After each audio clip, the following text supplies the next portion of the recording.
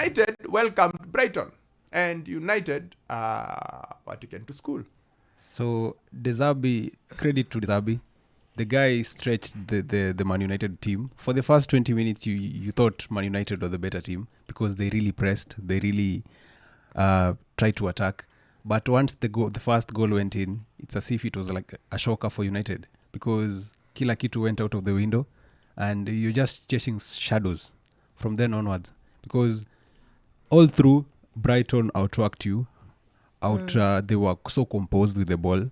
And you could see two of the goals, they were from the same kind of tactic. Get the ball, change it in the other side of the wing, give it to maybe the number 9. And the defenders, I think there's a problem with the centre-backs of United. Because how can a striker get even maybe 4 seconds to think of how he can place the ball, and there are United players who can maybe try to tackle him? It was just so, for me, I think it was a disgrace. Well, I described that performance as diabolic. It was a bad performance from all fronts. And I agree, the first 17 minutes, United looked to have a different game plan. And I think that's something that even De Zerbi admitted, looking at how United tried to press narrowly. And what happened after that is Van Hecke and Louis Dunk moved to the flanks and they were pushing the ball wide. And it became difficult for Manchester United to even revert back or make any in-game adjustments. And that you would lay straight onto the door of Erik ten Hag for failing to adjust to how the game looked like. And afterwards, after the first 17 minutes, the press was non-existent. And it pains me a lot that most of the players that we depended on last season who are so experienced, Casemiro, of course, he looked knackered. He's been over to South America and he was pulled out of the game. Same case to Lisandro Martinez. They were not just doing the job right. And so was Rashford. He had very good opportunities in that game. He should be passing a lot earlier, not overplaying the ball like he did in the first goal where the goal that was disallowed, he overplayed the ball and it went wide. It was just bad. And to compound all the issues, the booing from Manchester United fans after he had taken off Højlund, I understand why he took him off after 64 minutes. But all the front, it was a bad performance from Manchester United and there's no running away from that. Yeah, I agree with Sammy, but maybe something else I can add. I think currently that performance is just sort of a reflection of what Manchester United is at the moment on and off the field. Yes. I think there's just a lot going on. Yeah. Ten Hag has a lot of fires to put out all around. Yeah. And that performance was really, really poor. Because as much as I said, there are players who travel for the internationals and then coming back. They just lack structure. And that's something we've been saying since, I think, last week or since the season began. It just looks like United just don't have a structure, don't have a style of play. And you just meet a Brighton team that is well coached. Yep. They know what they are doing. Yep. They know how to move the balls. So they just got beat better by a better team. And it's so much going on at the club at the moment. I know it's very easy to explain what's happening to United to a lot of things happening. It's the easier way, you know. It's the Glazers, you know. There's so much happening off the pitch, you know. They are all truths. Yep. But they're also truths to a few factors. One, and I said this a year ago, and he almost had me for breakfast.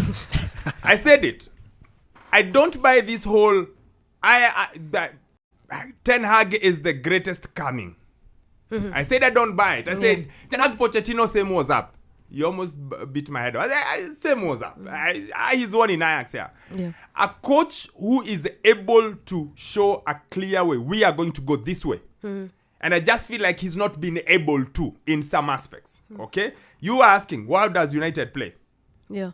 How has United played this season? United have looked like a team that hasn't had a preseason. Part of it is because of him.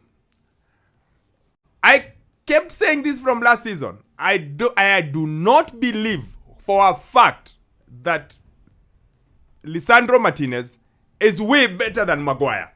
I have said that from minute one. I said that from... You know that. I said, no. I don't see it.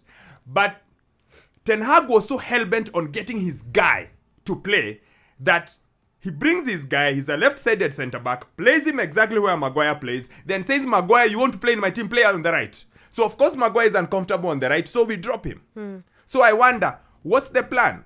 You know Varane is made of glass. Yeah. So what's your plan B?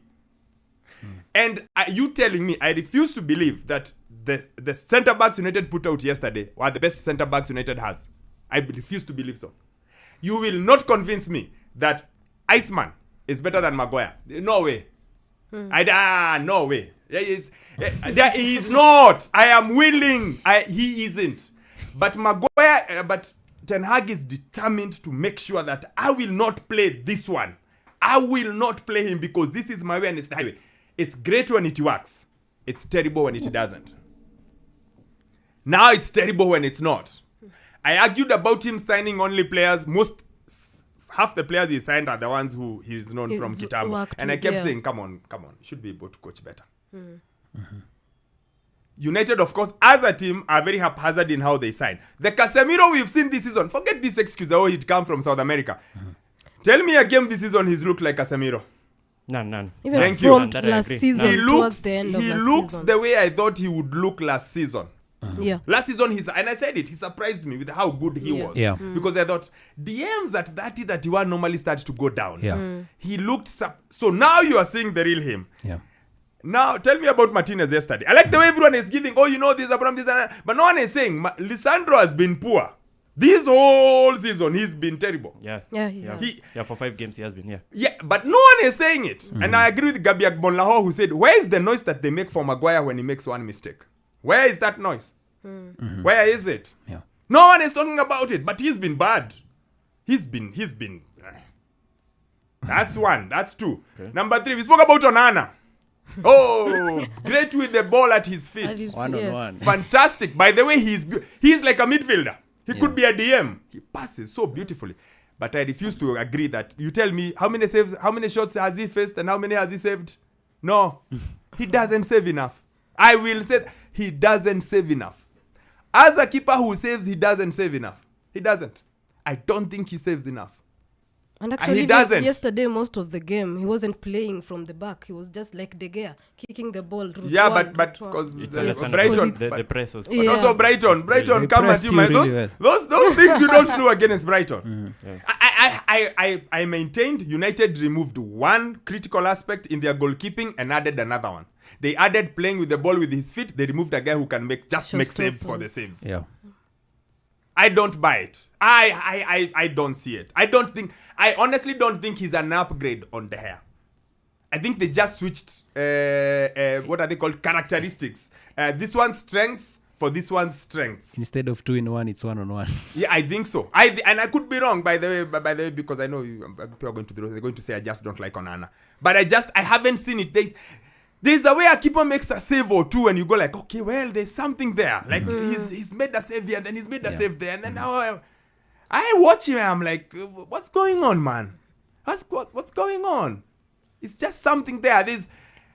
I thought in the Arsenal game, I thought the Rice shot, I think he saves it. He doesn't save it. I was told, no, there's a deflection. I said, okay. Yeah, even yesterday, I am looking at the goals and I'm thinking, maybe he could save, he could do better here. Maybe. So I don't know who to blame there. I don't know who United fans want to blame as a result of all those things. I don't know who. Because the easier thing is to say the Glazers. Yeah, because most have gone that route, actually. Yes, but United have also spent crazy amount of money. Yeah, they have. Who said they spent 60 million on Mason Mount? Who said who? Yeah, and why? Yeah, and that you blame it on the whole organization. No, Ten Hag. Mount is a Ten Hag guy. Yeah. He said, Yeah. I want him because he remembers him from some small team, I don't know how many years ago. That he either he watched him or he played something. There's some connection. Yeah. And we kept asking, and we have asked that on this show. Where does Mason Mount play in this team? What's his role? Okay, at least No, he's where not was getting this. No. When you look at a player like this, when City signed Doku, you know exactly where he's going to go. When they sign Nunez, you can tell what they want with him. You can tell, okay, they want him to play here. When they sign Alvarez, when United sign Mount, there's not a clear role. You're like, what is that role they were missing? They were putting him. Because clearly he doesn't sit with Casemiro. That's why they got Sofia and Amrabat. Yeah. So he plays as an attacker. But that's Bruno Fernandes, who's the best player in the team. So where was he supposed to play? Yeah, essentially, you should have played alongside Casemiro, but then... But that's not his role. He never played there. Yeah. He used to play further forward. Yes. That's my point. My point is United generally are just look like a bunch of misfits. Like everything that can go wrong with United goes wrong. But I think Ten Hag, I think it's upon him to make sure the team is running. And Kolimo asked me a question yesterday, and maybe I should ask you. Do you think he's falling out with far too many people? No. And then he went he's and not. he said he's fallen out with Maguire, he's fallen out with Cristiano, he's fallen out with Sancho. Sancho. So he asked me, is he falling out with far too many players? Maybe should he find a different way of dealing with it? So that's why I've asked you. I don't know. What do you think? No, I don't think he's falling out with many people, and we all know that he's a difference maker. Erik ten Hag is a disciplinarian, and what has been the huge stick for Manchester United this season and even in the seasons before was this kind of players who I would label as prima donnas who exist at Manchester United. They are paid huge wages. They are paid on long contracts, of which it's a wrong decision from the administration to hand them such huge contracts, and they end up just being in a comfort zone. And that's what has been ailing Manchester United. There's someone who mentioned there over 5 managers who've had the same problems. Louis van Gaal had the same problem. Ole Gunnar Solskjaer, of course, he was bad, but he also had to endure some similar problems. For the record, I Jose think Mourinho. Solskjaer was better than Ten Hag. really Because Yeah, he finished got second. better. Yeah. I Okay, think. and Yeah, got he the did. Europa final. I think he was better. For the avoidance of doubt, Yeah. so far, he was better. Yeah. No, the first season is always good for new managers coming into No. the I'm just come saying in on. totality. to the fray. But Stop explaining it. You said to deal with different In things. totality, no. In totality, if you were to look at the managers that have been at United since Ferguson left, Mourinho is number 1, Yep. Solskjaer is number 2. Yes. Yeah.